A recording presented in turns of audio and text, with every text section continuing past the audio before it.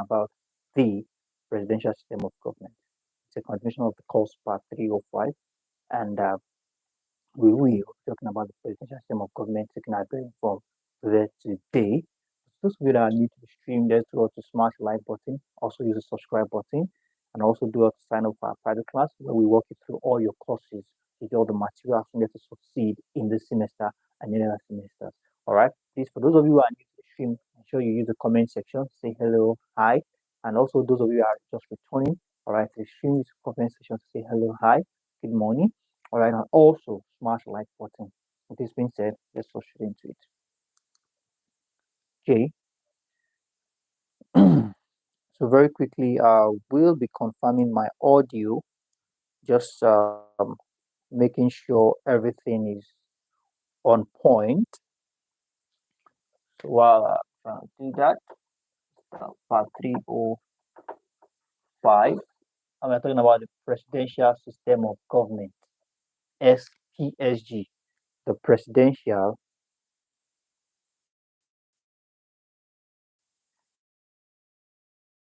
now. The presidential system of government, what comes in mind way here over time. Now, the this is a system of government, okay, whereby the person who holds the title of the head of state is also the head of government. All right, it is the responsibility, all right, the responsibility of being the head of state and the head of government is, all right, is on the shoulder of an individual. Okay, a system of government where, okay, a system of government whereby an individual is the head of state and head of government. Oh, also my audio is on point. All right, this is a system of government. Let's acknowledge the fact that it's a system of government. All right, and in this system of government, an individual is both, all right, the head of state and head of government. Perhaps you might be wondering, what is the difference between head of state and head of government? All right, head of government is head of state is more one. We have the ceremony. All right, the ceremonious part of the responsibility and who makes the decision. All right, so the head of state is more like ceremonial, while the head of government is more like who makes the decision. All right, but basically one person does it all. Would we look at an alternative as honor and as this is being distributed among different bodies? Now, the way political or executive power is combined within a ceremonial power and both exercised by a single person. Okay, ceremonial power and exercising of power is combined into one person, exercised by one person. Okay, by a single man who is also addressed as commander in chief of armed forces. All right, this same individual is also referred to as commander in chief of armed forces. All right, an example of countries in the world that practice this system of government are USA, Spain, France, and Nigeria. Very good example of countries that practice the presidential system of government.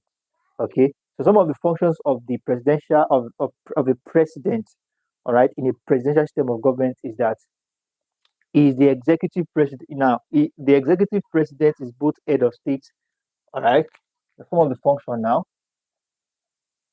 all right, the executive president, all right, is both the head of state and head of government. Okay, is both head of state and head of government. Now, the president is the chief of officer of the whole country. All right, the chief officer of the whole country. All right, the chief officer, okay, the chief security officer, that's chief security officer, chief security officer, CSO of the whole country. Okay, so we have that as that. And some of the features of the presidential system of government is that some of the features are the combination of two offices into one. These are two different offices, combine it into one. That's one of the feature. All right. Presidential presidential discretion in appointment. Here, the president is free to appoint under this system of government. Another feature is that the president is he has a liberty to appoint his ministers, liberty to appoint those that will be working with his government. Okay, so we have under this system of government, the presidential system of government, we also have the existence of the separation of power and what we call checks and balances, whereby one can check another power exercising agents and have their back. And power is not being all vested in one entity, but it's being shared across different bodies. Just like we made mention of the other time, the organs of government, but we have three of them. Okay, power are being shared, whereby some are responsible for making the law, some are responsible for interpreting the law, while some are responsible for implementing it. So the responsibility is shared among different bodies. All right. So we have that as that. There's also something called veto power under the presidential system of government. Here, there's an adoption of veto power by the president in the presidential system of government. Now, this system is all right, constitutionally empowered to refuse to assent an any bill passed by legislature and that it considers to be against public interest. All right. So anything that will happen in this system, it must be aware. It must have to give the go ahead. The president must give the go ahead. Nothing can be done without his consent. All right. Veto power. So we have that as that. And some of the advantages of this system is that it encourages quick and decisiveness in decision making, quick decision making. All right, single country wide consistency. All right, single country wide. Now it says merit of separation of power. An advantage is that separation of power. Power is not fixed to an entity. All right, and there's also what we call the fixed tenure of office. Now, as we know that after a certain year, presidents will have to recontest. But at least 4 years is fixed. Then if he wants to repeat, come back again, it does another 4 years after he must have been voted in again. So some of the advantage of this system is that there's usually friction sometimes among these organs of government. Frictions. When I say frictions, there might be disagreement sometimes among these organs of government. We said powers are being shared among organs of government, so sometimes there might be frictions. Okay, so we have that as that.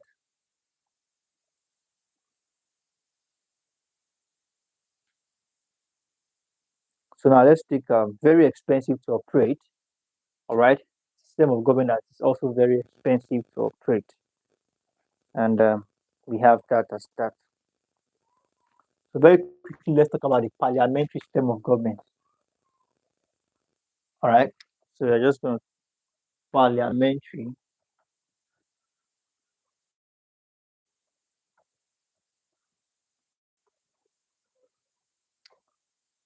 Okay, now a parliamentary system of government is otherwise referred to as a responsible government. Okay. Now, a parliamentary system of government is responsive to public opinion and act in accordance with what it judged to be the wishes of the majority. Now, let's think of something about parliamentary system of government.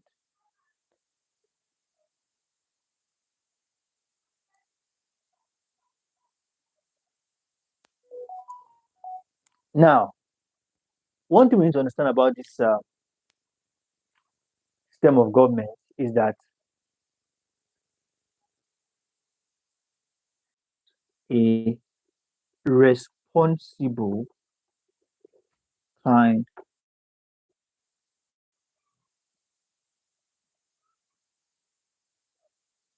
All right. It is seen as a responsible kind of government. All right. A parliamentary system of government is otherwise referred to as a responsible government. Very responsible. All right. Secondly, what you need to understand about the system of government is that it is a government that is responsive to public opinion. All right. A government responsive to public opinion. It is a government responsive to public opinions. Very, very essential.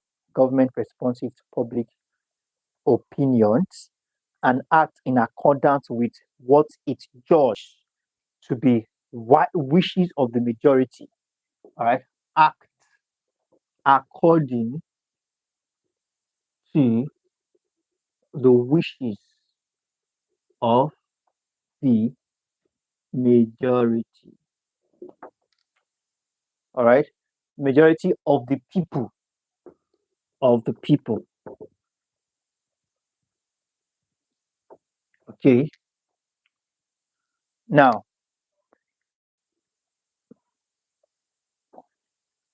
a very important feature of this system of government is that it is accountable to parliament.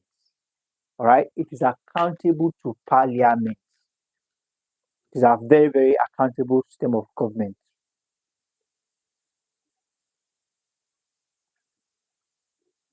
So now, what are the features of this system of government?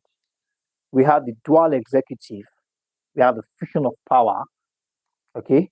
We have the dual executive, fusion of power, tenure not guaranteed, power of attainment. Now, let's talk about this one step at a time. Let's take this one step at a time. Now, dual executive. In the cabinet system of government, the head of state is different from the head of government. All right. Now, here we have one executive who is the head of state and head of government. Okay. So now, parliamentary system of government can also be said to be a system of government whereby the uh this is a system of government whereby the power, all right, or the head of states, okay, a system of government that executes or that exercises what we call dual executive, all right, dual executive system, whereby the responsibility of the head of state is not on the shoulder on a single individual. All right, the head of state's responsibilities is with one person, and the head of government is also with another person. A system of government that exercise what we call dual executive. Okay, dual executive. Now, the theory of separation of power is not strictly observed. We don't talk about the parliamentary system of government. The fusion of power, right? The separation of power is not strictly observed in the cabinet system of government. All right, since there is no separation of power between the executive and the legislature. All right, members are also members. Members, the member, the cabinet members are also members of the legislature. So unlike what we have in the presidential, where everybody is separated, everybody has what they are doing separately. All right, so fusion of power. All right, the member of the cabinet is still the same member you find in the legislature. All right, so we have that as that. So let's talk about some of the merits. Some of the merits of this system is that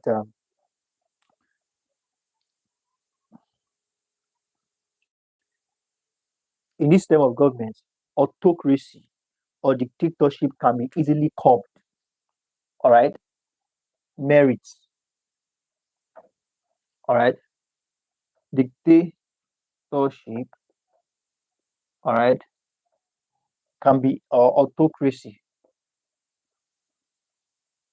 can be easily controlled. Can be easily curbed. Okay, so we have. It also promotes dedication and efficiency in government. It promotes dedication and efficiency in government. Okay. It promotes dedication and efficiency in government.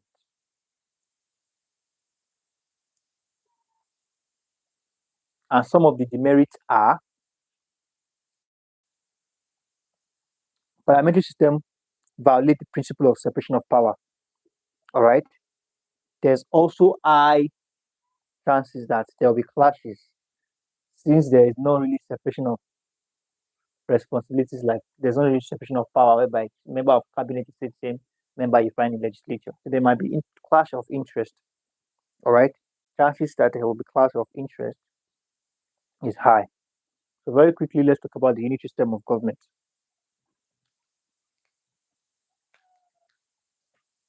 So for those of you who are not yet in the private class, all right, you are actually missing a lot, and I would recommend you join today because what we do here is more like 40%, and we do the rest 60% in the class, in the private class, where we have our Telegram classes regularly, and in the keynote, exam keynote, I'll be giving to members of our private class during, during a, doing a when we're having our revision and it's close to having exam.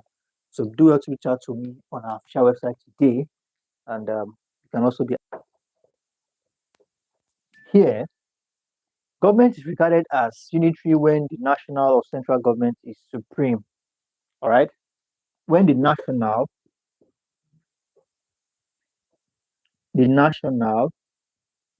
or central, all right, when the national or central government is supreme over other levels, is considered supreme over other levels of government, okay, that might exist in that state, then that state is operating on what we call the unitary system of government. All right. When the national or central government is supreme over every other levels of government in that state, then such a state is operating what we call the unitary system of government. All right. The central government has over full legal right to overrule such local governments.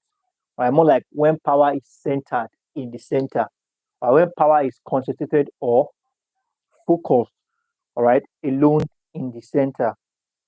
They are talking about the unitary system of government. Some of the characteristics of this system is that there is only one center power. Right? Features, characteristics, only one center power. Okay.